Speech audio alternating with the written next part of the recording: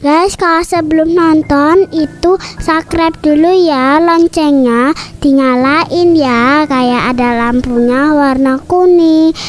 Bye bye, sampai jumpa di like, comment, share, dan subscribe. Tombol lonceng diklik sampai berwarna abu-abu. Bye bye. Malam itu suasana kosan tidak seperti biasanya. Di luar kosan terasa begitu sunyi. Kalau kata orang Jawa, seminep. Hal senada juga dirasakan oleh kawan yang satu kosan dengan saya, Afid namanya. Dia merasakan kalau malam ini suasananya berbeda dengan malam-malam sebelumnya. Maul kawan saya yang sering main ke kosan juga merasakan hal sama. Dia memutuskan untuk pulang lebih cepat. Selepas Maul pulang, saya merasakan lapar, perut keroncongan minta untuk segera diisi, sebab sedari siang saya belum makan. Saya pun memutuskan untuk membeli nasi goreng, tidak jauh dari kosan. Begitu saya membuka pintu, terdengar suara kokok ayam. Saya berpikir positif, sebab memang ada yang memiliki ayam di sekitar kosan. Kosan yang sekarang saya tempati bisa dikatakan adalah sebuah kompleks kosan. Terdapat beberapa tipe, tentu dengan spesifikasi harga yang berbeda-beda. Kosan saya berada di kompleks belakang, maka dari itu, jika hendak keluar, saya harus melewati kompleks tengah dan kompleks depan. Sudah 3 minggu ini, 2 kosan di kompleks tengah kosong. Akibatnya, jalan menjadi gelap, sebab lampu teras tidak dinyalakan. Meskipun gelap, suasana dalam kosan terlihat dengan jelas, sebab kaca depan tidak berkelambu. Ketika saya membeli nasi goreng, saya berusaha untuk tidak menengok ke arah kaca. Meskipun saya merasakan beberapa pasang mata tak terlihat terus menatap dengan tatapan penasaran. Apa karena ini malam Jumat ya? Tanyaku kepada Avid. Entahlah, mungkin hantu penunggu komplek kosan belakang ini meminta untuk dituliskan kisahnya, jawabnya. Memang beberapa hari yang lalu, saya merencanakan untuk menuliskan pengalaman horor yang dialami oleh orang-orang di kompleks belakang. Tetapi saya belum yakin apakah akan menuliskannya atau tidak. Sampai kemudian 1 jam setelah makan nasi goreng, saya mendengar suara lirih tangisan perempuan. Afid dengar suara lirih tangisan perempuan? Tanyaku. Enggak. Maka dari itu saya pun bergegas menyalakan laptop untuk selanjutnya menuliskan tentang mereka yang tidak bisa dilihat oleh mata normal. Kompleks belakang terdiri dari 6 kosan, 4 menjorok ke depan, sementara yang 2 menjorok ke belakang. Kosan yang menjorok ke belakang itulah yang tidak berpenghuni. Saya menempati kosan ketiga bersama dengan Afid. Sementara itu kosan 1 ditempati oleh Bang Ijul, kosan kedua ditempati oleh Bang Muri, dan kosan keempat ditempati oleh Bang Ijai. Sampai dengan saat itu, memang saya belum pernah ditampaki oleh penunggu kompleks kosan belakang.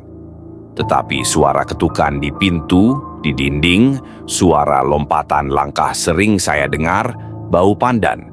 Mengenai hal tersebut saya tidak merasa terganggu, biasa-biasa saja. Suasana kembali normal, tidak seminep seperti tadi, ujar Rafid ketika saya menuliskan cerita ini. Ya begitulah, jawabku singkat. Waktu itu Afid baru beberapa hari tinggal di kosan saya dan dia langsung mendapatkan sambutan dari penunggu kompleks kosan belakang. Begini ceritanya. Setelah sholat Jumat saya pamit kepada Afid pergi ke Depok untuk liputan dan malam Ahad baru pulang. Menjelang maghrib Afid mandi dan kamar mandinya itu terletak di luar. Saat mandi itulah pintu kamar mandi diketuk dengan ketukan cepat.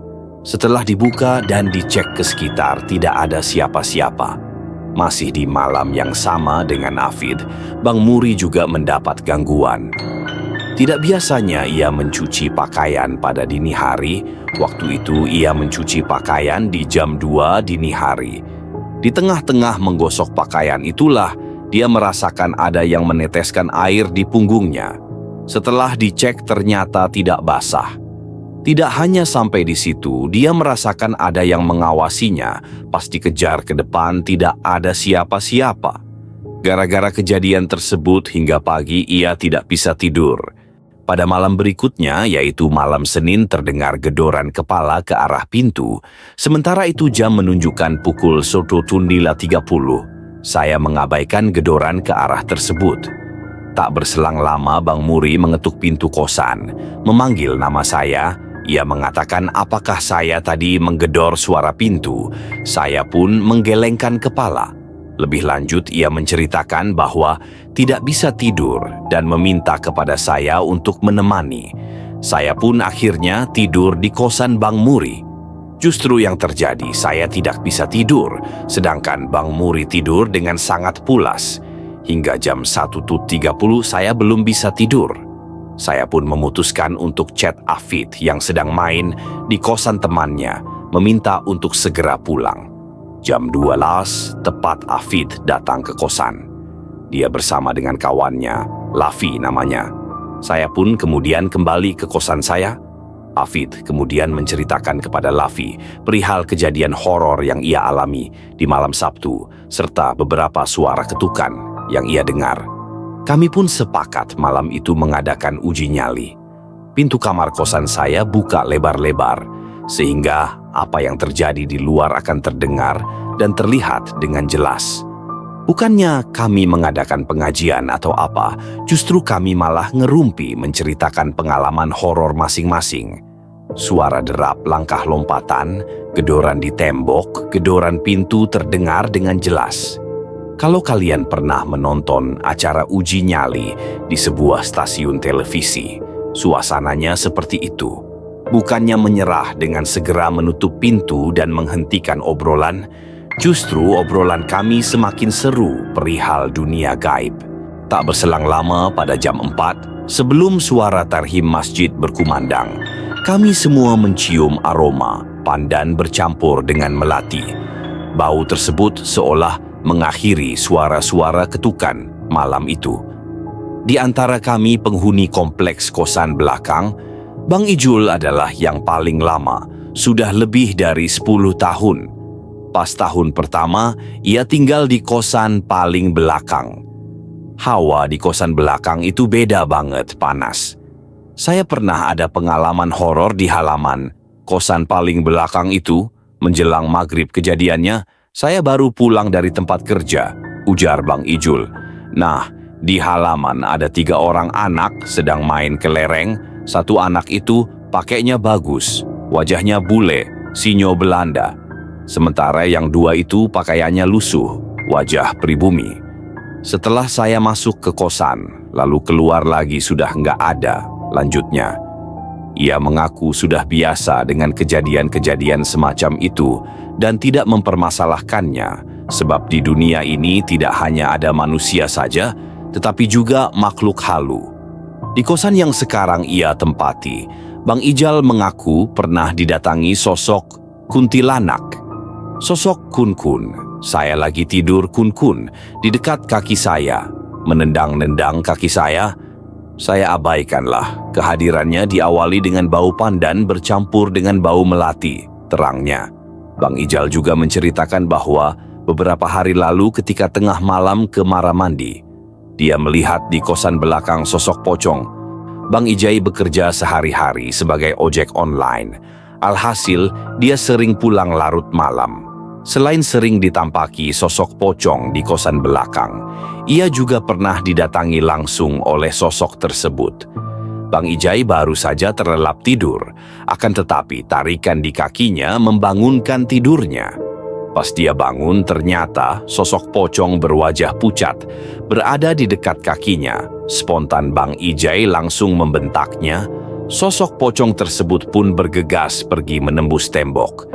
Berdasarkan pengamatan saya, mereka adalah penunggu lama, 3 anak kecil, jauh sebelum kosan berdiri. Dulunya kosan ini merupakan rawa-rawa. Ketika kosan berdiri, tidak semua penunggu tersebut meninggalkan daerah yang ditempatinya. Tetapi ada beberapa yang masih tetap tinggal. Mereka tidak suka mengganggu, tidak pernah menampakkan wujudnya. Sementara itu, sosok kuntilanak dan pocong adalah pendatang. Seperti yang kita tahu bahwa mereka ini suka sekali dengan bangunan kosong tak berpenghuni. Berhubung di kompleks kosan belakang kosan, terdapat 2 kosan yang kosong lama. Sudah barang tentu mereka menyukainya. Karakter mereka yang usil menjadikan mereka menampakkan wujudnya. Semakin manusia takut, mereka akan semakin jahil. Makhluk seperti kuntilanak dan pocong banyak dimanfaatkan oleh dukun untuk mencelakai orang. Ada sebuah pengalaman yang masih selalu saya ingat hingga detik ini, sebuah teror kuntilanak yang menimpa keluarga kami. Kejadian ini terjadi 14 tahun lalu. Keluarga kami sudah sering mendapatkan serangan gaib semenjak berpuluh-puluh tahun lalu, namun kakek bisa menangkal serangan tersebut. Pada tahun 2011, kakek sakit parah, badannya menjadi kurus. Dokter pun tidak bisa menjelaskan penyakit apa yang diderita oleh kakek. Akhirnya kakek dibawa ke seorang kiai. Menurut penuturan kiai tersebut, kakek terkena serangan gaib. Yang membuat kami terkejut, serangan gaib tersebut tidak hanya dilakukan oleh 1 orang saja, tetapi lebih dari 3. Yang membuat kami lebih terkejut lagi, kata kiai tersebut, bahwa yang melakukan serangan gaib masih orang terdekat. Salah satu makhluk yang dikirimkan berwujud kuntilanak. Sebelum kakek dibawa ke kiai, ibu pernah mengalami mimpi aneh. Mimpi tersebut terasa amat nyata dan runtut, seperti bukan mimpi biasanya. Semenjak kakek sakit, suasana rumah kakek menjadi berbeda dari sebelumnya. Ibu pun tinggal di rumah kakek, bertugas untuk merawatnya. Memang kakek lebih dekat dengan ibu yang merupakan anak sulungnya. Malam itu, malam Sabtu, kakek sudah tertidur pulas di ranjangnya, yang lain juga sudah pada tertidur pulas. Sementara itu, ibu belum tertidur. Dia masih merapikan pakaian. Jam 12 dia baru tertidur. Dalam tidurnya tersebut, ibu bermimpi berada di rumah kakek. Di tempat dia tidur di depan TV, suasananya sama persis, tetapi di situ hanya ada kakek dan ibu di rumah. Tiba-tiba terdengar suara kuntilanak menggemi dengan sangat kencang. Kuntilanak tersebut berusaha masuk ke rumah, akhirnya berhasil masuk. Selanjutnya kakek dan ibu lari keluar rumah. Anehnya suasananya siang. Kuntilanak itu terus mengejar. Sepanjang jalan dalam mimpi tersebut terhampar sawah yang tumbuh subur. Petani yang sedang memanen padi terus fokus memanen, tidak memperhatikan kakek dan ibu yang sedang dikejar oleh kuntilanak. Ibu pun terbangun dari tidurnya. Jam menunjukkan pukul 2. Ibu ke kamar mandi, mengambil wudhu, lalu sholat tahajud. Setelah itu ibu tidur lagi dan mimpi pun berlanjut. Setelah melewati hamparan yang luas, kakek dan ibu berhenti di sebuah rumah. Rumah itu tidak berpintu, menghadap ke arah utara. Kakek dan ibu memutuskan untuk bersembunyi di rumah tersebut. Awalnya ibu terlebih dahulu akan masuk ke rumah tersebut, namun dicegah oleh kakek. Kakek meminta dirinya saja yang masuk terlebih dahulu untuk mengecek keamanan. Baru 1 kaki kakek masuk, dari dalam rumah suara kuntilanak terdengar dengan jelas dan menakutkan. Kakek ditarik masuk ke dalam rumah tersebut. Ibu pun diminta lari oleh kakek. Ibu pun terbangun dari tidurnya. Kiai tersebut menjelaskan bahwa sebenarnya kiriman kuntilanak bermaksud untuk mencelakai ibu. Tetapi berhubung orang yang mengirimkan tidak tahu nama lengkap ibu, maka yang terkena justru malah kakek. Sekitar 1 bulan kemudian, kakek meninggal dunia. Sebenarnya bukan hanya sosok kuntilanak saja yang menyerang kakek, tetapi ada genderuwo. Untuk makhluk-makhluk semacam itu, kakek bisa mengatasinya. Cuman dalam waktu bersamaan ada serangan serupa dengan kekuatan yang jauh lebih besar. Serangan tersebut berasal dari orang yang takut. Rahasia korupsinya terbongkar. Jadi, kakek punya bukti terkait korupsi yang dilakukan oleh orang tersebut. Oke teman-teman, di akhir video ini jangan lupa tekan tombol subscribe serta lonceng notifikasinya ya. Terima kasih udah nonton dan sampai jumpa di video berikutnya.